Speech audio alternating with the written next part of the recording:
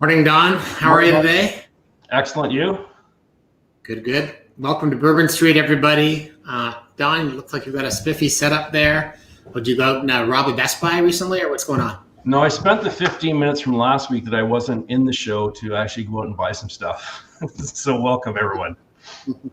Well, it's good to see you, and it's good to see you on time, and I will stop teasing you about that at least for another week. I have to tell you, it's kind of a good week to be a Canadian, isn't it? I think it's always a good week to be a Canadian. This week, probably more than most, but yeah, it is always a good week to be a Canadian. So, look, you and I have talked a lot about politics. I know sometimes that I go off on a little bit of a rant, and I've told everybody I don't really want to talk U.S. politics anymore until I know the outcome of this election, and depending on which way it goes, I'm not going to talk about U.S. politics for the next 4 years, although it looks like that might not have to be the case. Yeah, I think that's impossible for you, but we try your best. It'll be good to see. I'll do my best. I'll try to have a little bit of restraint, a little bit of control. But, you know, one of the things, and I've introduced you at 101 conferences, and I've talked about how before I knew who you were, I used to say you're like Kaiser Sose. You're this all knowledgeable.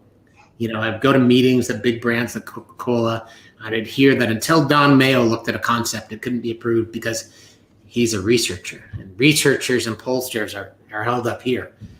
I think we should have a look at the little video because, you know, one of the things we want to talk about today is, I'm going to push you a little bit today. I want to talk about polling. So let's go. I'm going to let you gather your thoughts. We're going to show this video, but you know where I'm going. So I'm going to give you a chance to, you know, I don't want this to be an unfair fight. Let's show a little, let's get some commentation from the United States about the issues polling as it's related to this election, and you and I dive in. Okay? Perfect. Look forward to it. How did the polls get it so wrong again? Most gave Joe Biden a solid, even commanding lead heading into Election Day. As the New York Times reported, no matter the polling method, Biden is ahead.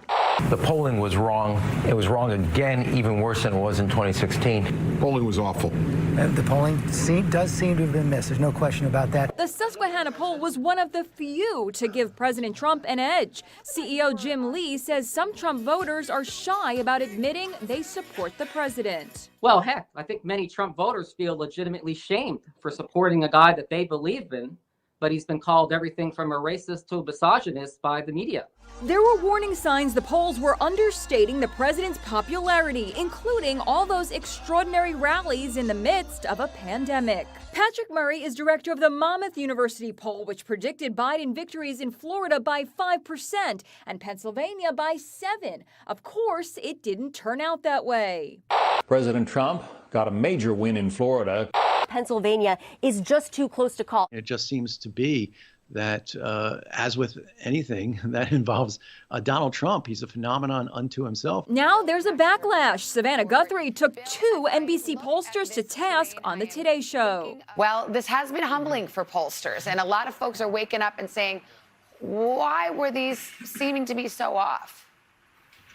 Well, I can understand people's frustration. America's top pollster Nate Silver gave Biden a 90% shot at winning when he appeared on The View Monday. Then maybe you could have Biden win by a bigger margin than polls show. That sure doesn't sound like the horse race it turned out to be. Today, Silver is being hauled over the coals on social media. How the hell does Nate Silver have a job? Goes this tweet. Meghan McCain posted, "At what point is our collective media going to accept just how out of touch with the majority of the country they are?" The industry really needs to do some soul-searching.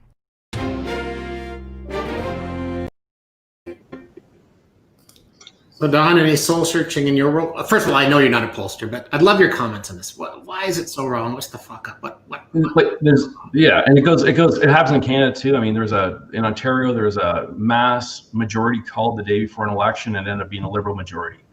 And there's some fundamentals in there that people just don't want to do. First off, the sample. How many people they talk to? Average poll is between 1,000 and 3,000 people, which is ridiculously small.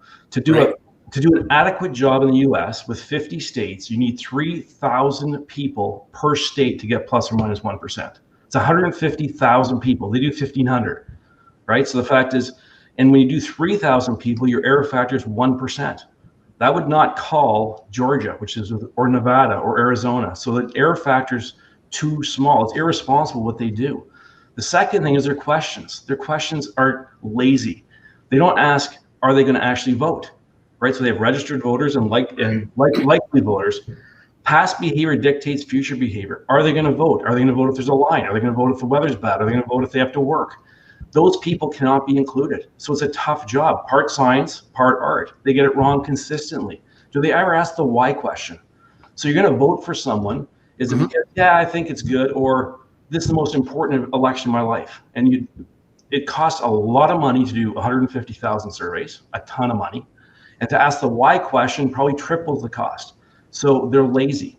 Pollsters. But let me jump into, you made this comment about you're asking people who might not even vote. So is it kind of like asking people without driver's licenses what type of car they'd buy? It's exactly the same thing. If you've never driven in your life, have no interest in the car, think it's dangerous, you're not going to vote. Your vote's not going to count. Right. But the fundamental basis is there's 50 states. That's where electoral college comes from. You have to evaluate each state with a minimum of 3,000 good voters, preferably 5,000, and the best you can get is plus or minus 1% per state. Per state. So in Canada, with over 300 different constituencies, you have to ask 1 million people to actually predict the election, and they ask 1,000. It's irresponsible. I can't believe that they even publish it across the U.S. And the other last thing is the bias. You cannot go into research and capture insight with a bias wanting something to happen. Right. And if you do, your interpretation is half full, half empty. Well, maybe that person is going to vote. Maybe is that confirmation bias, or is that a different type of bias? It's confirmation. It's absolutely. It's political bias, but it's confirmation bias. It's like sitting in the back of a focus group room and you hear one person say what you believe, and all of a sudden that becomes the fact. That confirmation bias. So if you look at it, there's the bias, the sample, the question, and the analysis. Right. All four. If anyone goes to zero, meaning it's multiplication. If anyone is bad, the whole thing is shit. And on top of that, if you take Nate Silver, what he does is he aggregates all the different polls, asking sets of different questions, not even the same people surveyed, totally different methodology, and he thinks aggregating is going to be a good thing. Like it's so incompetent that no wonder it makes. So you're saying 8 wrongs don't make it right? Is that what you're trying to tell me? Yeah, two negatives don't make a positive. That math does not work when it comes to actually capturing public opinion. Yeah, but you made a comment earlier about money and costs. Michael Bloomberg reportedly spent $100 million advertising for the Democrats in the state of Florida alone. Wouldn't the Dems been smarter to say, hey, Michael, spend that in research, and then, because $100 million in polling would have helped them understand how to deal with Illinois or Nevada or Florida or Alaska and where they should be. Yeah, and again, it's not a Democrat or Republican. These people, pollsters, or people providing insight, are supposed to be neutral. They don't care what the outcome is. They're just trying to be the voice of the consumer. And once you cross that chasm, that you're no longer the voice of the consumer, you're the voice of what you want to happen, you're done. It's over. Okay. So I have one last question on this topic for you. How many times has it been tweeted, why does Don Mayo have his job? Just want to know. None as of yet that I know of, but since I don't follow Twitter very carefully, I'm not really sure what the number is. But yeah, by the way, you never share the retweets for our show, and if you did, maybe we would get more people watching. But let's talk. I want you to actually give our audience a little bit of insight on some of the key things that have gone on this week, let's maybe start with. Hopefully, you can hear me okay, because I'm getting that god-awful weak internet signal coming up. But, kind of what's going on in the world, how are people feeling, what's working, what's better, what's worse? Give us a snapshot of the landscape from a consumer standpoint. So we talked in 39 countries every week, hundreds of thousands of interviews to get the pulse of what's going on. And the reality here is, this is part of what we're going to do here, is the iceberg under the water. So we went out and looked at what's going on in reality. We know how many cases there are. We know how many people are dying and sick and in hospitals. And I'm not trying to make that not serious, But the first thing we look at is, what do people believe is much worse now than 3 months ago, July, when we were in the middle of a pandemic? And if you look at what the results are, concern is number one, obviously.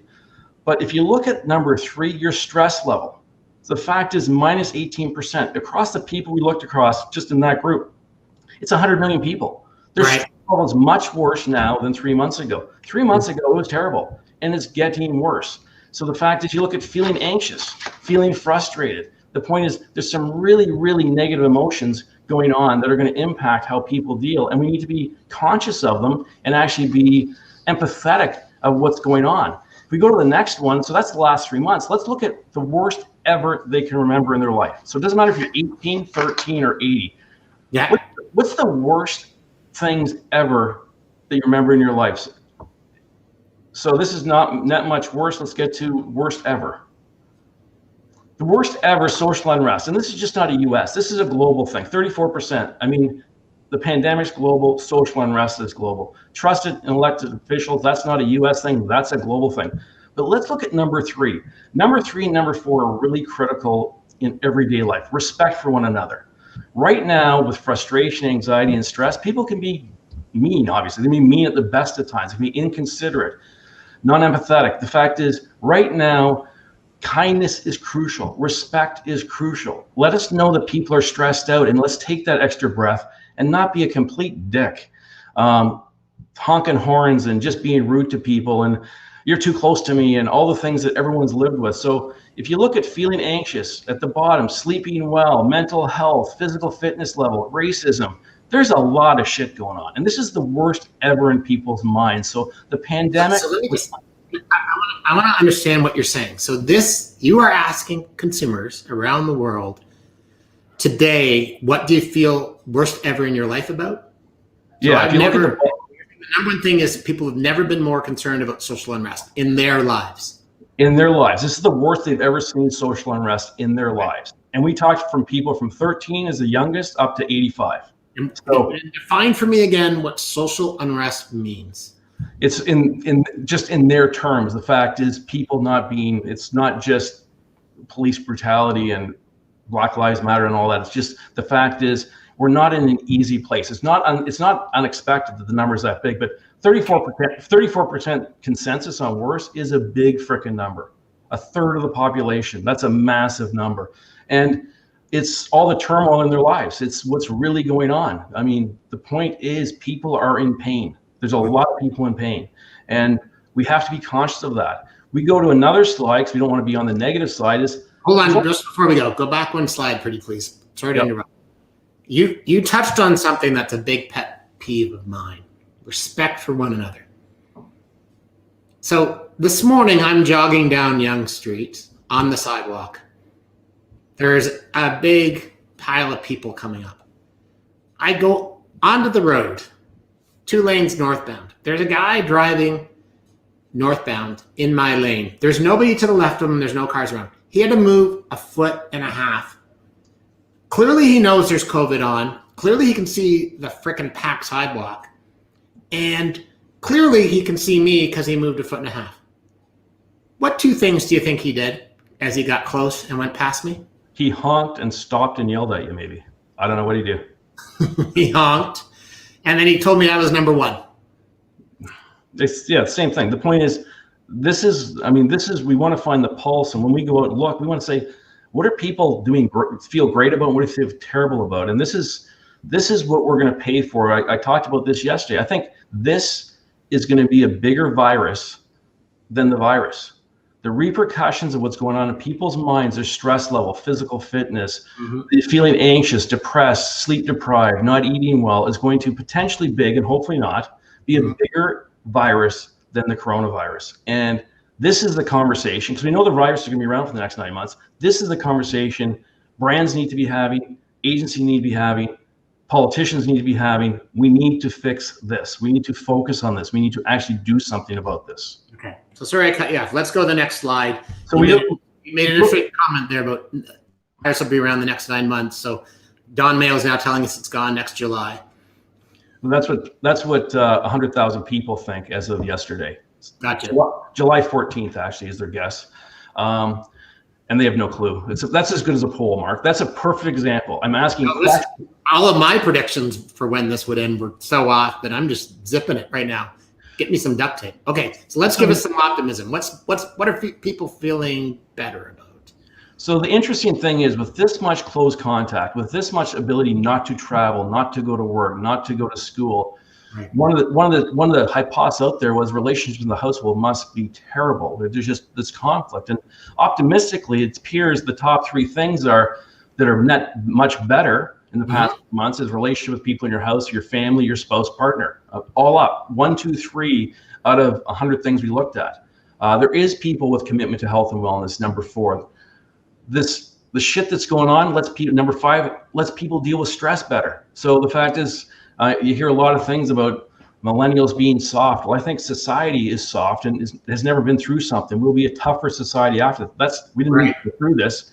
But if you look at what's going on, there are some positive things going on. The numbers are lower. You saw social unrest at -34. We're in the 12s and 10s, but it's good to see the relationships, ability to deal with stress and health and wellness. If we can bump these up even further, relationships with people outside their house, so you're not getting the number 1 and not getting honked, would be fantastic to have. So again, trying to balance the negatives far outweigh the positives, but there are some positives in there, which is great to see. I noticed you didn't add number 11 on there. Do you want to share with the audience what number 11 is, or do you want me to share? Number 11 is the Pittsburgh Steelers. But actually, you share. No, I was going to say our relationship, up plus 2.1.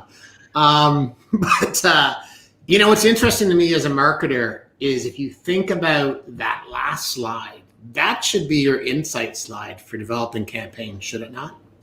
It's got to be taken into account. The fact is, you don't want to go out and exacerbate it, but you want to actually be appreciative of what's going on with humans, because that's how they're going to respond. I mean, fear, paralysis, all that. Give them solutions. Give them optimism. They're looking for things. How do we reduce their stress level? How do we do things that actually make a difference to people's day-to-day lives? More, and doing good can lead to greater revenues and profits for people. So there is a huge opportunities out there for brands that actually act and do something useful. So speaking of looking for things, there's been a package at my front desk that sat there now for about 3 weeks. It's an autographed copy of my book, What Sponsors Want. It's in a brown box with the words Don Mayo on it. You told one of my team members you'd come by and pick it up. So when are you going to pick it up? And yes, this is a shameless plug for doing a launch with the amazing Zaileen Jan Mohammed of the United States Olympic Committee and Paralympic Committee next week. And so since I know you read an online free chapter from the book, but it's sitting there waiting for you, Don, to be read. Yeah, I read a lot. And then the fact is I thought I'd need this one-on-one interview prior to reading more and picking up the package. That was the thought. But I got a few questions for you since you got to drill me on the election.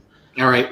The first question is, if you could add a chapter today, what would it be? What did you miss? Well,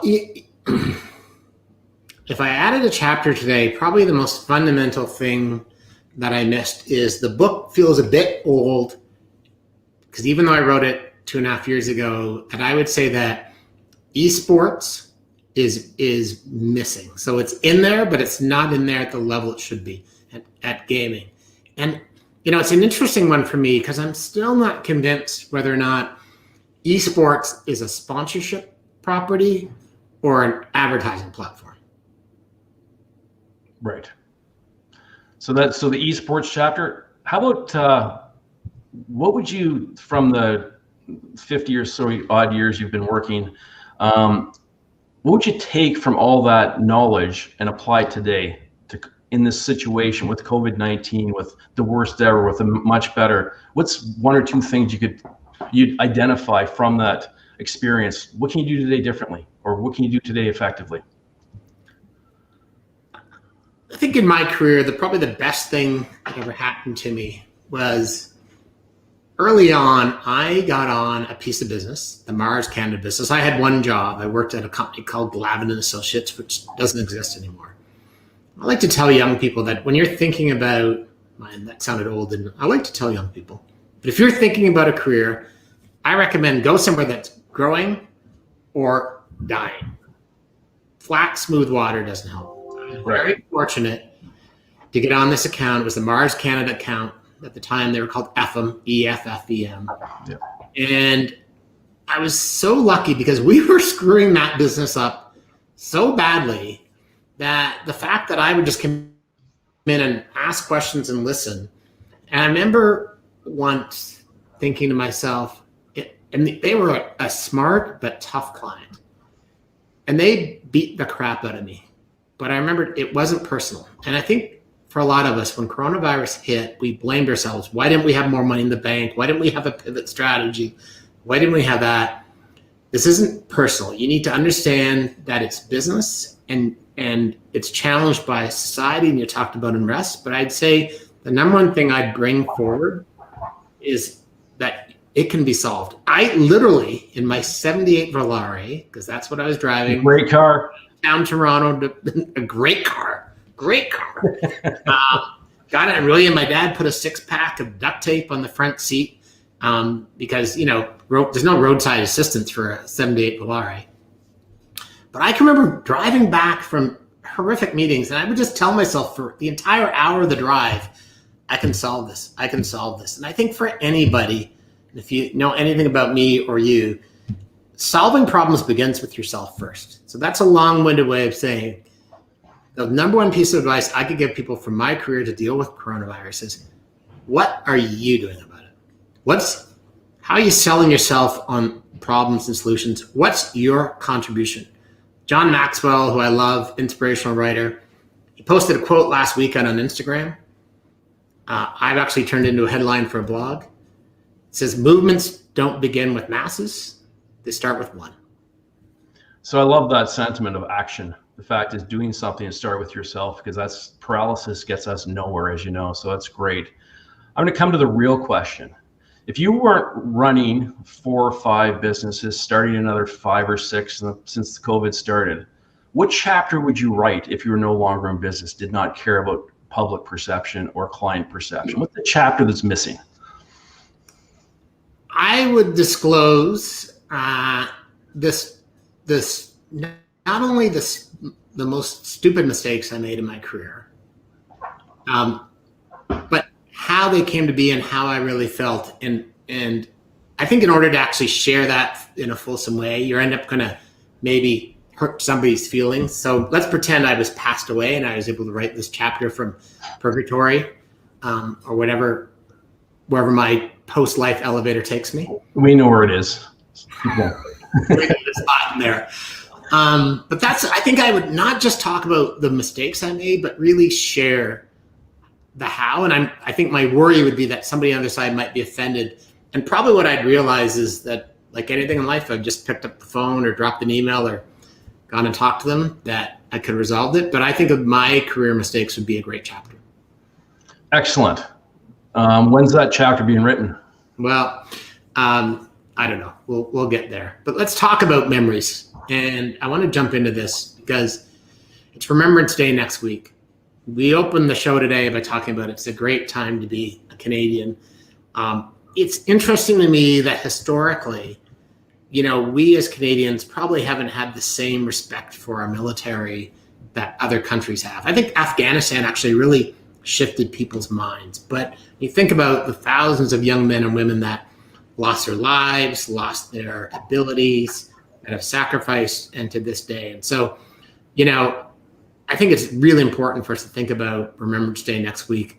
And one of the things that I think is very interesting and clever is knowing we're not carrying cash anymore. So, it's almost been 100 years now since the poppy has marked Remembrance Day, which used to be called Armistice Day. But I saw a really cool thing that HSBC is doing on how you can now actually use your phone to tap and make a donation. So let's have a quick look at that video. Excellent. The Royal Canadian Legion has been supporting veterans and their families for nearly a century. Wearing a poppy pays tribute to their service.